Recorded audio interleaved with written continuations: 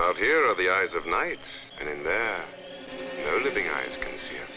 Hello and welcome to another bad movie review. This time we're talking about The Curse of the Living Corpse. This is a 1964 film that was approved by the board, runs about an hour and 24 minutes, written, directed, and produced by Tenney. Now, Alan Bowden and Margaret Hartman also did contribute as writers, but primarily this is a Tenney film. It's also most notable for being the first cinematic appearance of Roy Scheider, the actor who is most commonly recognized as being in Jaws. So we start off with this really cool overhead shot of a coffin and some pallbearers picking up the coffin and putting it into a hearse. And as we follow the procession along, that's when we discover that this is 1892 in New England, and the deceased individual is Rufus Sinclair. He's meant to be laid to rest in the family vault / mausoleum, and the people that are in attendance are his family and some servants.